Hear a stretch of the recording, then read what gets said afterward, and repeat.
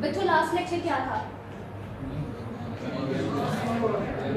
हम लोगों ने ऑर्गेनोग्राम स्टडी किया था, टीचिंग हॉस्पिटल का हॉस्पिटल का स्टडी किया था, एडमिनिस्ट्रेशन स्टडी की थी, मैनेजमेंट। ठीक है, ओके। आज हम जी आप अगर अपना कोर्स आउटलाइन देखो ना हॉस्पिटल फार्मेसी का, उसके अंदर मेंशन है जी ऑर्गेनोग्राम के बाद आप लोगों ने स्टडी क्या करना है, सपोर्टिंग स्टाफ। ठीक है, ये स्टडी करना है, लेकिन डेफिनेटली सपोर्टिंग स्टाफ पे जाने से पहले हम लोगों को एक टर्म जो आपकी बुक के अंदर मेंशन है that is medical staff. Medical staff आनी चाहिए। ठीक है, सो आपके जहन में क्या आता है मेडिकल स्टाफ? कौन कौन से मेंबर्स हैं, पर्सनल हैं आपके हॉस्पिटल के अंदर medical staff? Physician, nurse, pharmacist, okay, nutritionist, physiotherapist. अब आपके बुक में बच्चों क्या किया गया है कि आपके जो फिजिशियंस हैं जो ट्रीटमेंट प्रोवाइड कर रहे हैं या जो एडमिनिस्ट्रेशन में इन्वॉल्व हैं, ठीक है, जो एमबीबीएस की डिग्री जिनके पास है, उन्हें कैटेगराइज कर दिया है मेडिकल स्टाफ के अंदर। ठीक है, नो डाउट इसमें हम लोग फार्मासिस्ट, नर्सेज भी ऐड कर सकते हैं। उसके बाद जो सपोर्टिव स्टाफ की हेडिंग दी गई है उसके अंदर फार्मासिस्ट, नर्सेज, लैब टेक्नीशियंस, ये सारा स्टाफ है। ठीक है, अब सबसे पहले बुक के डेफिनेशन के ऊपर आओ। मेडिकल स्टाफ, मेडिकल स्टाफ के बारे में क्या मेंशन है? ये आपका ग्रुप ऑफ इंडिविजुअल्स है। ऐसे ही अगर आपको डिग्री फार्म डी की डिग्री, एमबीबीएस की डिग्री, आपको रजिस्ट्रेशन नंबर अलॉट होता है, तो बुक के अंदर आपको मेंशन है जी मेडिकल स्टाफ आपके ऐसे पर्सनल हैं, ऐसे इंडिविजुअल्स हैं जो कि लाइसेंस हैं to practise medicine and dentist. ठीक है, एंड डेंटिस्ट भी आप इस कैटेगरी के अंदर इंक्लूड कर रहे हैं। नेक्स्ट आ जाए जी, अब इसमें क्या है जी, लिखा हुआ है आपका जो मेडिकल स्टाफ है that is accountable to the hospital governing body, यानी कि आपका जो मेडिकल स्टाफ है वो आंसरेबल है किसको? आपकी मेन अथॉरिटीज को, बोर्ड ऑफ गवर्नर्स, जिसमें हमने डिस्कस किया था board of trustee, board of directors. ठीक है, सो ये एक चीज आ गई। अब इन्होंने मेडिकल स्टाफ ने क्या करना है जी, definitely medical care, patient care provide करनी है within ethical conditions, ethical conduct को फॉलो करते हुए, मोरल वैल्यूज को फॉलो करते हुए, according to rules policies.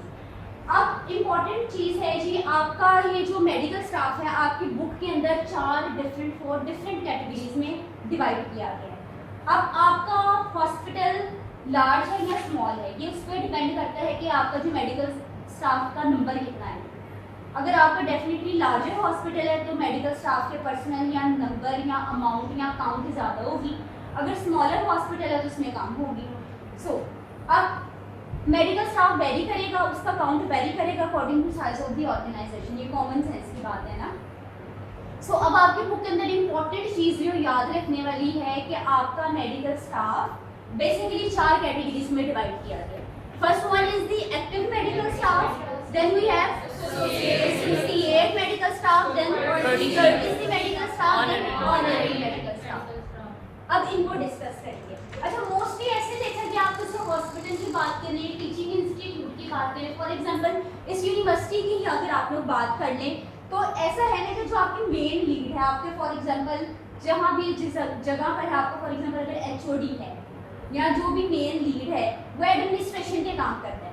First हम लोगों के पास इधर हॉस्पिटल में है बोर्ड ऑफ गवर्नर्स, उसके बाद जो सेकंड अथॉरिटी आएगी वो भी तो एडमिनिस्ट्रेशन के साथ ही लिंक्ड होता है, एसोसिएटेड होता है। सो अब हम फर्स्ट टर्म पढ़ने जा रहे हैं that is active medical staff.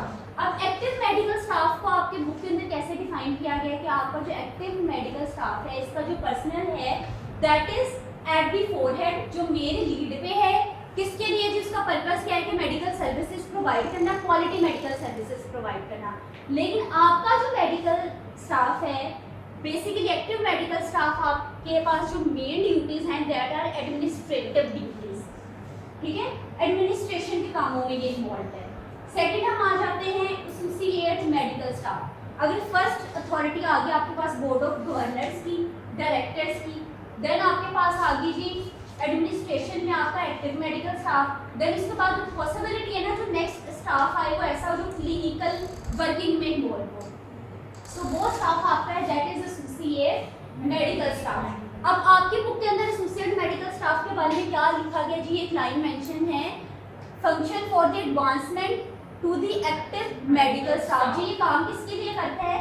Active medical staff के लिए काम करता है। लेकिन फिर भी काम करता क्या है? सो आपने गूगल किया तो आपको जो एसोसिएट मेडिकल स्टाफ की डेफिनेशन मिली वो ये है कि these are the staff members with clinical privileges. जी ये क्लिनिकल एक्टिविटीज में इन्वॉल्व हैं, पेशेंट के साथ डायरेक्टली इंटरेक्ट कर रहे हैं, उसे मेडिकल केयर प्रोवाइड कर रहे हैं। नो डाउट चाहे जोन से भी आपके लेवल ऑफ मैनेजमेंट है, चाहे बोर्ड ऑफ गवर्नर्स हैं या एक्टिव स्टाफ है या एसोसिएट स्टाफ है या लोअर स्टाफ है, इन सब का अल्टीमेट पर्पस क्या है? पेशेंट केयर प्रोवाइड करना।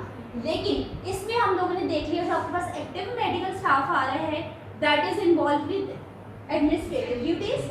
Then we have the associate medical staff. Associate medical staff का काम क्या है? क्लिनिकल सर्विसेज प्रोवाइड करना। Then we have the courtesy medical staff. अच्छा ये कैसा स्टाफ होगा? कोर्टेसी का क्या मतलब है?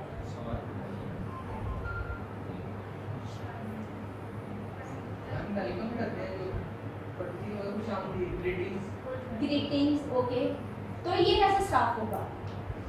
यानी कि ग्रीटिंग उन्हें खुशामदीद कर रहे हैं, यानी कि हॉस्पिटल वेलकम कर रहे हैं स्टाफ को, ऐसा लग रहा है ना? ओके अभी एक स्टूडेंट का कोर्टेसी मींस खुशामदीद, ग्रीटिंग या इस सेंस में आ रहा है। सो अब इसको देखने से, वर्ड को देखने से पता चल रहा है जी ये ऐसे स्टाफ मेंबर्स हैं जिसको हॉस्पिटल वेलकम कर रहा है।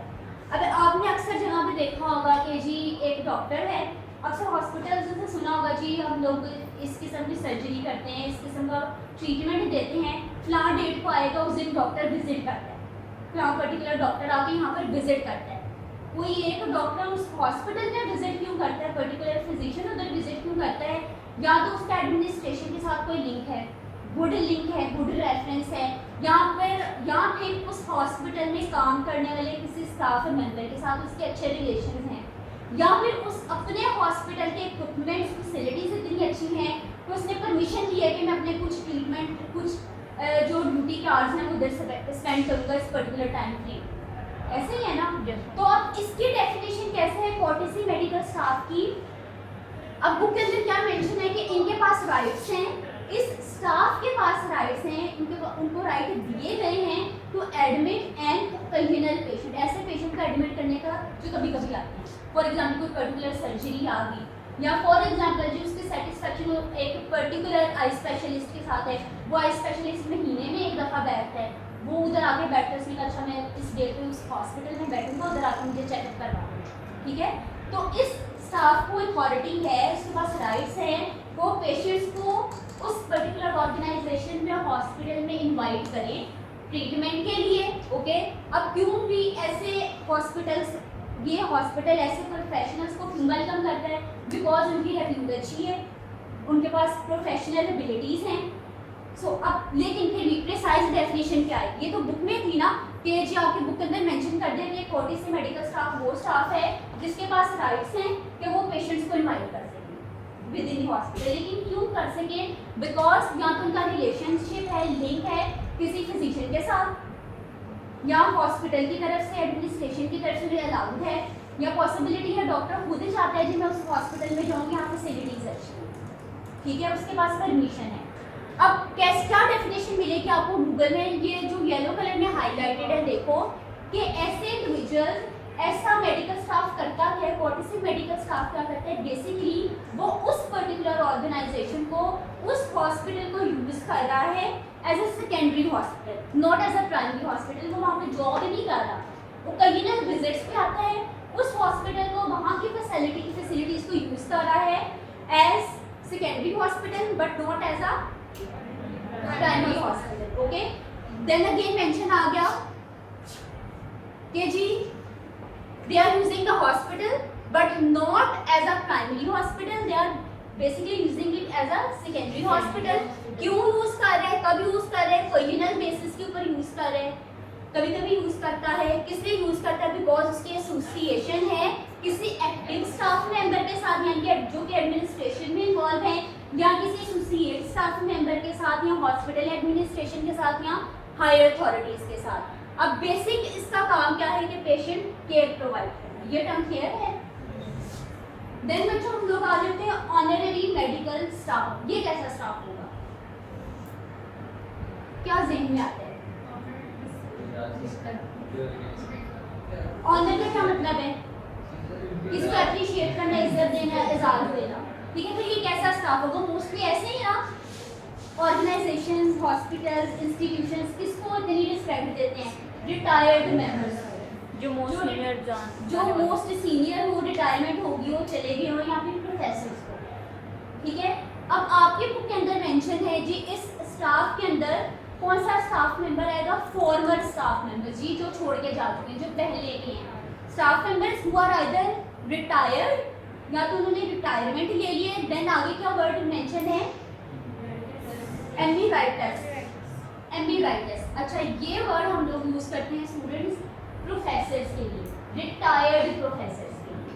या तो आपके हॉस्पिटल में जिस भी डेजिग्नेशन पर वो इंडिविजुअल था उसकी रिटायरमेंट हो चुकी है, या फिर ऐसा इंडिविजुअल जो कि प्रोफेसर है और रिटायरमेंट ले चुका है। सो ऑनररी मेडिकल स्टाफ में कौन सा स्टाफ आ जाएगा? रिटायर्ड बेसिकली स्टाफ इसके अंदर आपके पास आ जाएगा। देन अगेन आपने गूगल किया एमिरेटस, किसके लिए हम वर्ड यूज करते हैं? फैकल्टी मेंबर्स के लिए आफ्टर रिटायरमेंट, ओके। अब ऑनररी मेडिकल स्टाफ क्या है जी? आइदर ही इज रिटायर्ड या एमिरेटस की डेफिनेशन की कैटेगरी में आता है, या फिर ऐसे मेंबर्स को भी हम लोग ऑनररी मेडिकल स्टाफ में कंसीडर करते हैं जिसने आपके ऑर्गेनाइजेशन के लिए कुछ कंट्रीब्यूशन की हो, कोई रिसर्च एक्टिविटीज में पार्टिसिपेट किया, ठीक है, जिससे कि आपके जो हॉस्पिटल में ऑर्गेनाइजेशन है उसकी वैल्यू बढ़ती है। क्लियर? ये थी बच्चों आपके पास मेडिकल स्टाफ की डिफरेंट कैटेगरीज। कितनी कैटेगरीज क्लासिफिकेशन पढ़ी है? First one was exo medical staff, जो कि एडमिनिस्ट्रेशन के काम में इन्वॉल्व है। देन मेडिकल स्टाफ जो क्लिनिकल प्रिविलेज है उसके पास। Then medical staff, medical staff के कौन से मेंबर्स हैं जो कम्युनल कंसेप्ट पे आते हैं, जिनको परमिशन है कि वो पेशेंट को इनवाइट कर सकें। देन मेडिकल स्टाफ जिसमें आपका रिटायर्ड स्टाफ आता है, या वो स्टाफ है जिसने कोई कंट्रीब्यूशन दी हो आपकी हॉस्पिटल को। क्लियर हो गया?